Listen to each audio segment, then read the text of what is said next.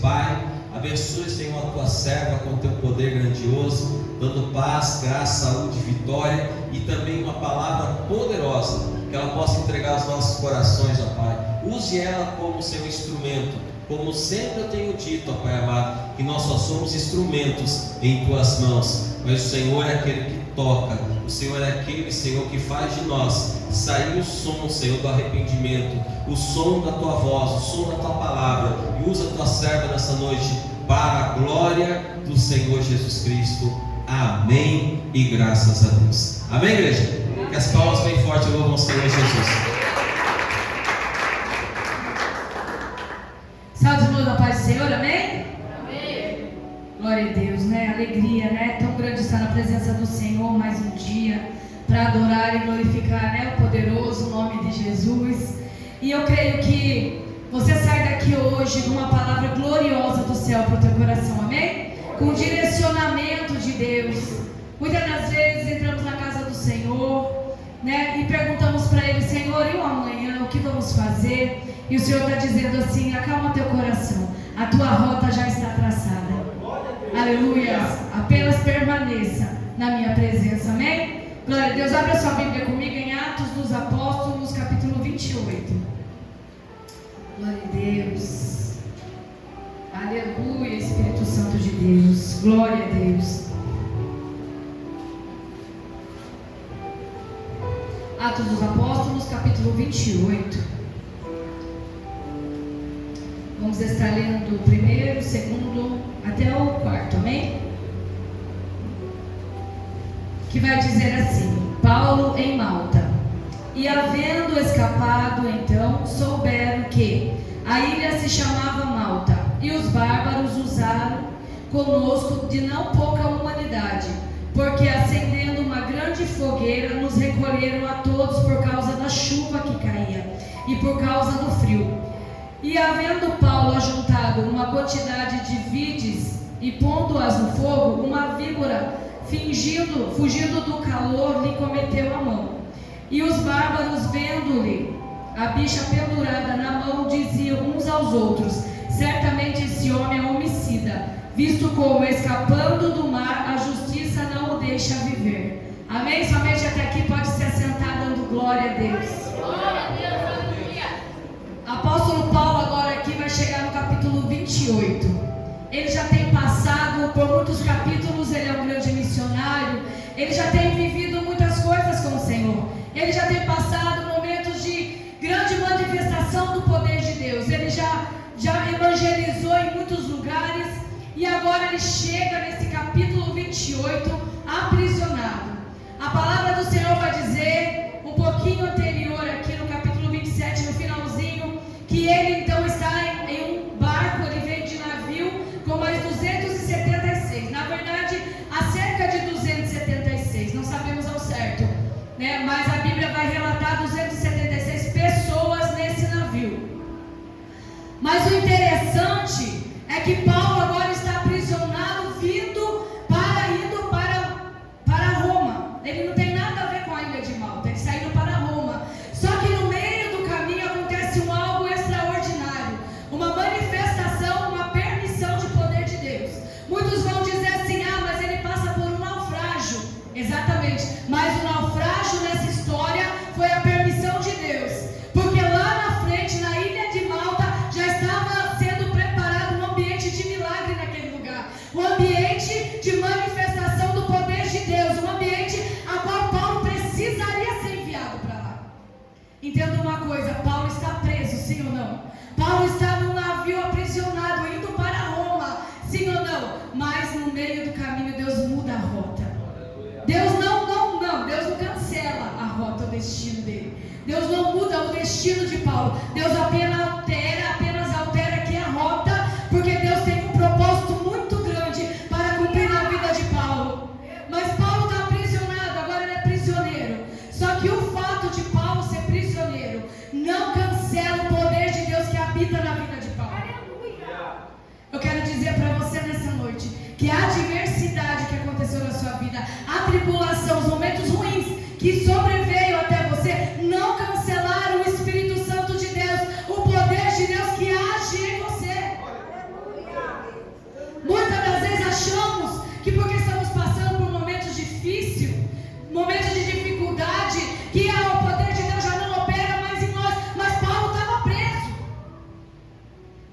conhecia Paulo. Deus sabia que ele era fiel. Mesmo preso, ele era fiel. Mesmo passando por adversidades, ele era fiel.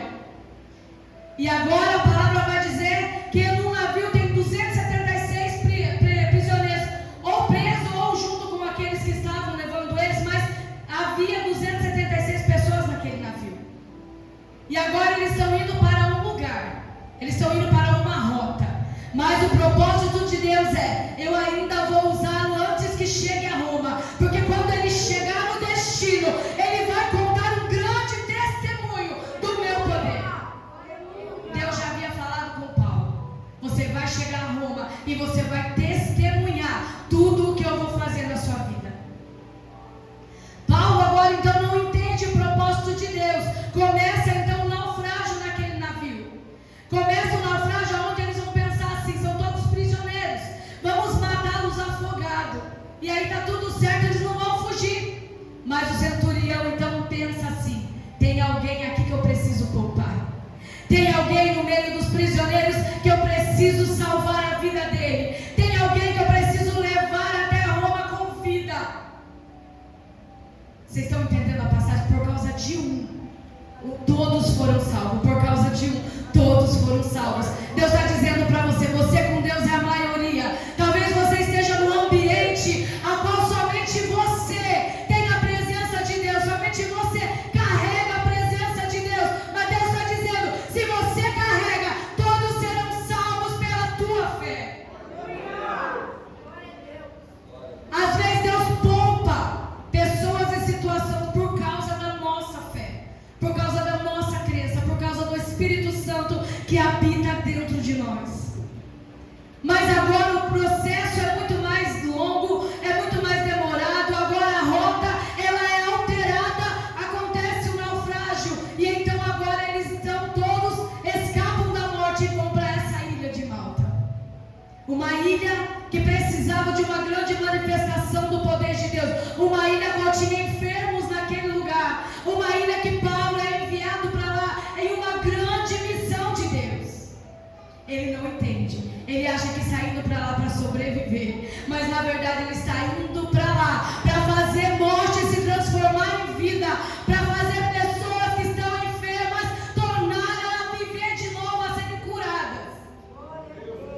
Pessoas estão enfermas naquele lugar. Mas Paulo não sabe disso. Paulo pensa assim: vamos sobreviver nesse lugar. Paulo talvez já desce daquele navio dando glória a Deus, porque chegou naquele lugar com vida. Mas aquele lugar tem enfermos. Mas aquele lugar também tem uma serpente. Naquele lugar tem pessoas precisando da manifestação de Deus. Mas Paulo, naquele lugar também, Deus vai usar uma serpente para mostrar para todas aquelas pessoas que o poder de Deus é ainda maior. Eu quero dizer para você que quando Paulo chega naquele lugar e eles são acolhidos naquela ilha, eles acendem uma fogueira, a palavra do Senhor vai dizer, e agora uma cobra vai picar a mão de Paulo. E Paulo nesse momento agora começa então a chacoalhar a mão no fogo e ele se livra dessa serpente. E o que as pessoas fazem nesse momento? Observam. Eles ficam observando Paulo e pensando assim: agora ele vai morrer.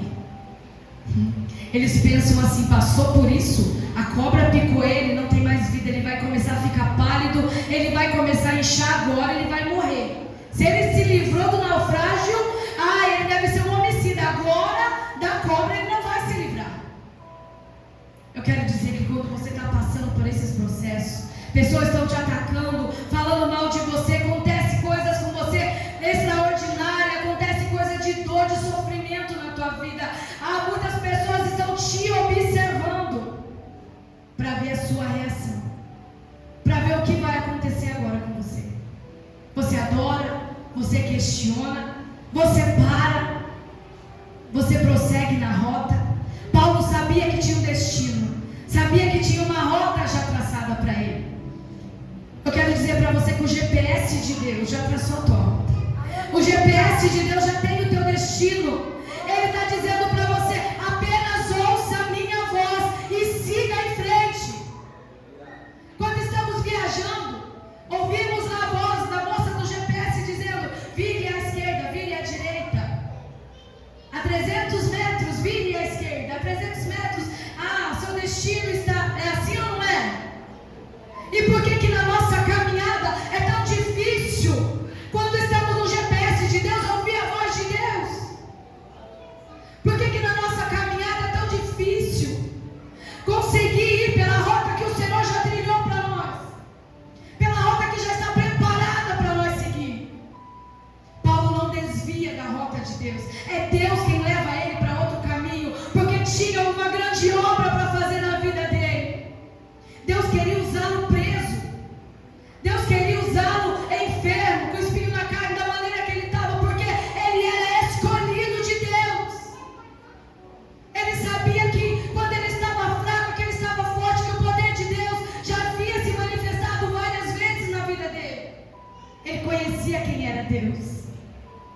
E ele sabia que os adversários seriam derrotados em nome do Senhor Jesus. Eu quero dizer nessa noite para você: não se preocupe com a serpente, não se preocupe com aquele que bate no teu ombro e fala mal de você, com aquele que está te observando só para ver qual é a sua reação mediante a tudo que você está passando, porque Deus está dizendo hoje para você: eu cancelo hoje todo o poder das trevas, em nome do Senhor Jesus. O teu destino já está traçado. O milagre que Deus tem na tua vida já vai chegar. Deus não anulou a promessa por causa da dor. Deus não anula a promessa porque o barquinho saiu um pouquinho da rota. Deus não altera a promessa que Ele fez para você. O propósito continua de pé. A palavra do Senhor vai dizer que eles estavam com um olhar de julgamento quando acontece isso. Porque quando sobrevém algo ruim sobre nós, as pessoas já olham para nós e já julgam. Com o olhar é assim ou não é? Está passando por isso porque talvez fez aquilo. Está passando por aquilo porque talvez não fez aquilo. E aqui o Senhor está dizendo que eles estavam julgando, observando, porque Paulo estava passando por aquilo. Mas Paulo sabia o poder de Deus que operava através dele. E ali a palavra vai dizer que muitas pessoas naquele lugar foram curadas. E o poder de Deus se manifestou naquele lugar. E eles ficam ali há cerca de 3 meses. E então eles pegam o barco, o navio de novo e vai rumo a Roma, aonde ele teria um grande testemunho para contar. Deus fala com Paulo: você vai chegar em Roma e vai testemunhar. Mas o que Paulo não sabia é que no meio do percurso ele ia sofrer um naufrágio, uma picada de cobra, para que ele chegasse em Roma e o poder de Deus fosse contado para todos naquele lugar. Onde você quer chegar, pastora? Eu quero dizer que antes de você chegar no destino que Deus tem para você, vai ter milagre para contar, vai ter testemunho para contar, vai ter naufrágio, vai ter cobra, mas você vai chegar para testemunhar. Ei, Paulo não morreu no naufrágio. Paulo não morreu com a picada da cobra. Paulo não morreu porque estava preso. Paulo precisava de um grande manifestar de Deus, para que ele chegasse e contasse o testemunho, para que vidas entendessem que ele tinha na vida dele um verdadeiro Deus. Entenda nessa noite que coisas acontecem sobre a sua vida, para que pessoas ao seu redor vejam o tamanho do Deus que você serve. Pessoas ao seu redor precisam entender o tamanho do Deus que você tem na sua vida. Tudo aquilo que o Senhor já fez na tua história é para contemplar, para que eles vejam o poder de Deus e também queiram buscar esse Deus. Paulo foi um grande missionário da palavra do Senhor, um grande evangelista da palavra do Senhor, mas isso não impediu dele sofrer as perseguições, os açoites, a cobra, o naufrágio. Eu quero dizer que talvez eu e você vamos ter isso também na nossa caminhada. Vai ter dia ruim, vai ter dia de dor, vai ter dia de choro, mas vai ter dia de testemunho, dia de glória, dia de milagre, dia de promessa cumprida na tua vida. Não saia da rota de Deus. Não desvie o caminho do Senhor. Continua ouvindo a voz de Deus e indo pela rota que Ele tem para você, ainda que vá por outro caminho que você não entenda. Que muitas das vezes olhamos e dizemos: Senhor, é por aqui. Eu sei que o Senhor vai me levar lá. E no meio do caminho o Senhor muda um pouquinho a rota. E a gente fica sem entender. E a gente não entende o agir de Deus naquele lugar. Por que o Senhor levou para outro caminho? Mas o Senhor mostra nessa palavra que o desvio da rota de Deus é para um grande manifestar do poder dele, para que almas sejam curadas, restauradas e levantadas pelo poder de Deus. Vejo eu naquela ilha as pessoas, os bárbaros, né? Não porque eles eram ruins, mas chamavam de bárbaros porque eles não falavam na língua grega nem latim, então eles eram chamados assim naquela região. Hoje se fala de bárbaro, se vê pessoa ruim que comete barbaridade, mas não é sobre isso esse texto. E agora eu vejo os bárbaros olhando para Paulo naquele momento e observando, dizendo: agora ele vai morrer. Tem gente que viu o que você passou e estava só observando. Agora ele vai morrer, agora ela vai morrer, ela não vai aguentar. Agora ela vai parar, ela vai desistir. Agora ela não vai continuar mais indo para a igreja. Agora ele não vai mais ter força para trabalhar. Agora ele não vai conseguir mais ler a palavra na casa dele. Agora ela não vai conseguir mais entrar no quarto secreto e me adorar em espírito e em verdade. Sabe por quê? Porque eu vi, a cobra picou ela, a cobra picou ele, e agora ela vai morrer, ele vai morrer. Pessoas olhavam para você e achavam que era impossível você estar aqui nessa noite. Pessoas olharam para você naquele momento de dor, de sofrimento, de choro, de lágrima, no momento que teve aquele naufrágio, que o seu barco balançou e você começou a afundar, e disseram assim: pronto, acabou para ela, o sonho acabou, a promessa acabou, não vai chegar em lugar nenhum. Mas Deus disse assim: você está de pé, olha você aqui. Isso não te matou e não vai te matar. O sofrimento não vai te paralisar. A dor não vai fazer você ficar frustrada, parada. Não, não, não. O Senhor está dizendo: eu ainda tenho vida para você. Eu ainda tenho promessa para cumprir na tua história. Eu ainda tenho um grande propósito na tua vida. E é tão lindo que todas as vezes que o Senhor envia alguém, o ambiente já é preparado. Entenda, várias passagens na Bíblia vai dizer, quando Deus envia alguém para aquele ambiente, o ambiente do milagre já está preparado antes de enviar. O que eu quero dizer para você, que aquilo que Deus falou que vai cumprir na tua vida já está preparado, não se preocupe. Antes de você chegar, o Senhor já preparou o cenário que vai mudar a tua história. O ambiente da promessa já está preparado. O ambiente do milagre já está preparado. O Senhor está dizendo: enquanto você está achando que o naufrágio e a cobra iria te matar, o Senhor está dizendo: eu usei eles para te fortalecer, para forjar o teu caráter e te mostrar que eu te escolhi para um grande propósito. Quem é escolhido não morre com a picada da serpente. Quem é escolhido não morre no naufrágio. Quem é escolhido não morre com aquele que trai, que bate nas costas e diz que é amigo, e na melhor hora que você precisa, vira as costas para você. Quem é escolhido não morre com os levantes da vida, com as calúnias, com as adversidades. Sabe por quê? Deus usa tudo isso para forjar o nosso caráter, para nos amadurecer, nos fortalecer, nos blindar com a presença dele. Os ataques não matam crente. Ei, a serpente não mata cristão verdadeiro, porque o Senhor está atrás dos verdadeiros adoradores, e é na adversidade que aprendemos a adorar. E agora a palavra do Senhor vai dizer um pouquinho no final, que ele vai dizer assim, ó, no 10: os quais não distinguiram também com muitas honras e havendo de navegar-nos, proveram das coisas necessárias. Aqui está falando sobre honra. A palavra do Senhor vai dizer: aleluia. Paulo passa pelo naufrágio. Paulo passa pela picada da cobra. Paulo realiza grandes milagres naquele lugar. Deus usa a vida dele depois de uma picada de cobra. Vocês entendem isso, irmão?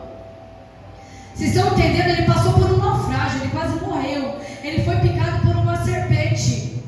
E Deus olha para ele e fala: vai colocar a mão na cabeça desses enfermos. Você imagina como estava ali o coração de Paulo? Preso, passou por um naufrágio, picado por uma cobra, e Deus olhando para ele, trazendo enfermos para ele curar. Olha o tamanho da fé desse Paulo. Olha o tamanho da fé dele. Eu e você, será que teríamos essa mesma fé? Depois de passar por tudo isso,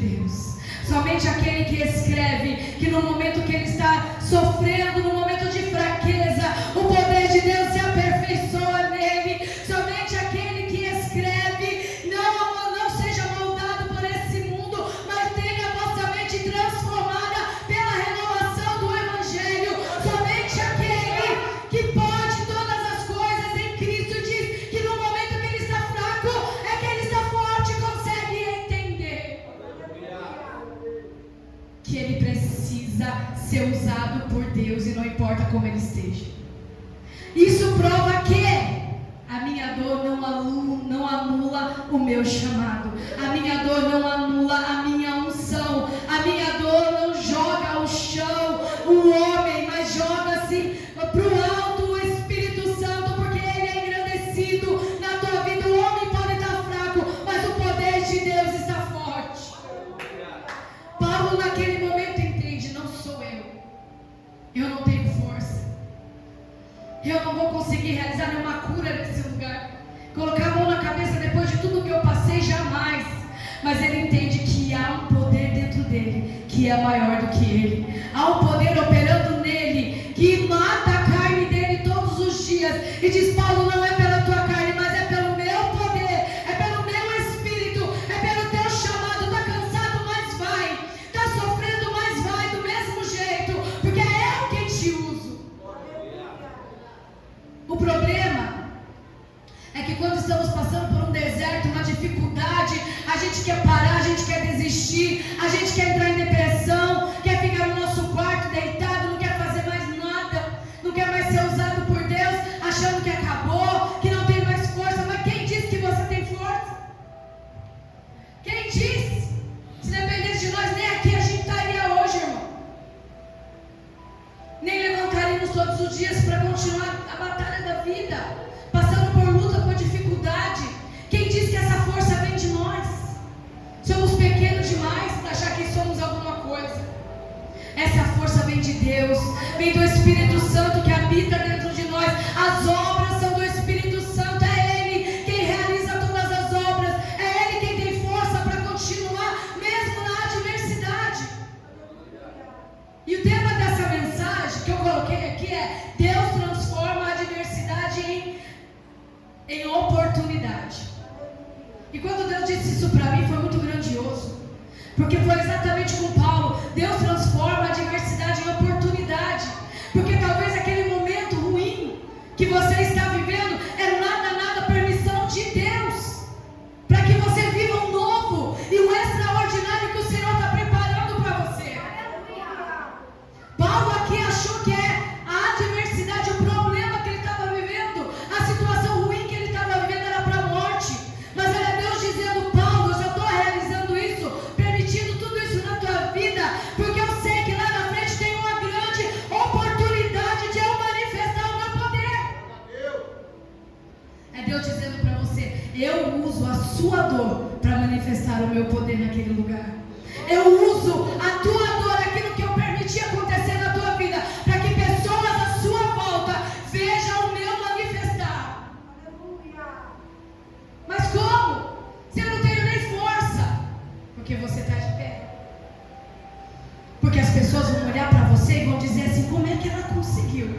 Como é que ele conseguiu estar de pé? Depois de tudo o que passou, é a manifestação do poder de Deus na tua vida, dizendo para todos à sua volta: ela é de Deus, ela tem um poder que opera nela, que é maior do que ela mesma, é maior do que ele, porque se dependesse dele, ele não estaria aqui.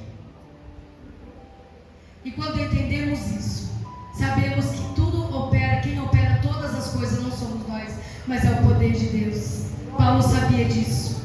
Deus usa então agora a adversidade de Paulo para realizar cura, milagre, para preparar um cenário, um ambiente a qual ele seria inserido para um propósito ainda maior. Às vezes achamos que Deus nos leva para algum lugar, para algo que esperamos, mas o Senhor está dizendo: o propósito é maior. Aquilo que eu tenho para fazer na tua vida é muito maior. É o Senhor dizendo assim: ei, tudo coopera para o bem daqueles que amam a Deus. Não desista da promessa, não desista do chamado, porque as adversidades vêm somente para te fortalecer. E aqueles que não acreditam no chamado que você tem, naquilo que Deus vai fazer, o Senhor está dizendo: vou me manifestar a eles, para que vejam o tamanho do meu poder na tua vida. Quantos aqui já não viram? Quantos aqui já não foram justificados por Deus? Ficaram observando Paulo para ver se ele ia morrer. Deus justifica Paulo, ele não morre e ainda vai curar pessoas. E é assim que Deus faz na minha e na sua vida.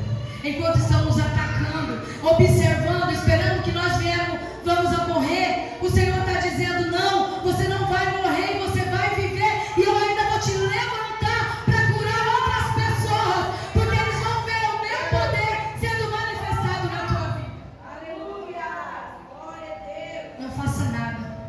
não precisa abrir a sua boca, não precisa se justificar. A justificação vem de Deus. É Deus quem vai justificar a tua vida perante todos. É Deus quem vai fazer por você. É Deus quem vai mostrar para todos que estão te observando o quanto Ele é na tua vida. Deus te justifica. Muitas das vezes queremos fazer com a força do nosso braço. Queremos mostrar para as pessoas que somos de Deus. Ah, mas eu sou de Deus. Eu vou mostrar para ele, vou mostrar para ela que eu sou de Deus. Deus está falando assim: não precisa mostrar, não precisa falar, apenas tenha a atitude de um servo e uma serva de Deus. Deus olha para você e Ele já vai entender, as pessoas vão entender. Ela é diferente, Ele é diferente, ela é de Deus, Ele é de Deus.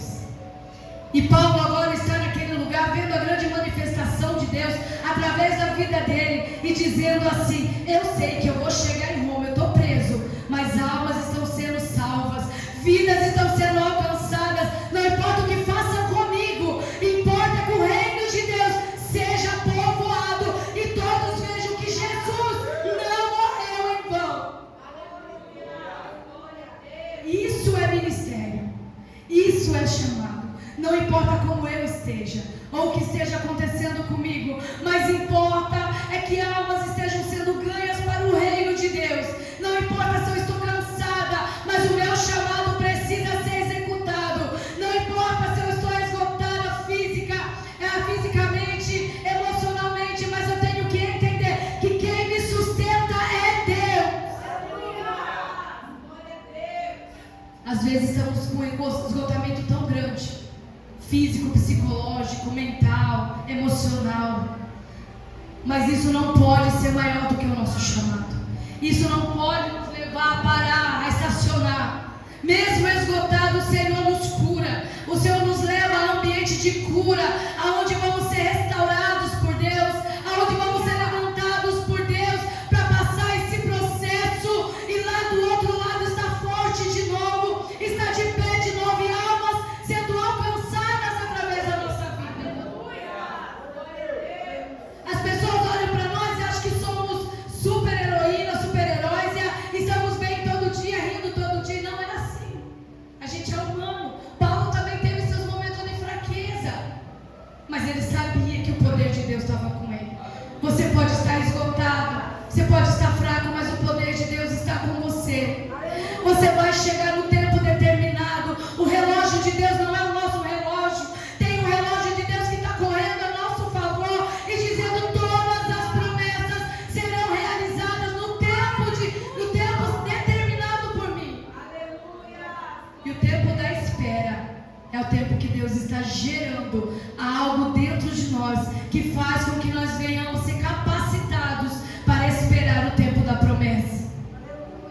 Tem algo sendo gerado dentro de você, que está te dando força nessa noite, que está te dando ânimo nessa noite. O Senhor fala para você: se levanta, tem bom ânimo, a história ainda não acabou, o que eu tenho para você é grande.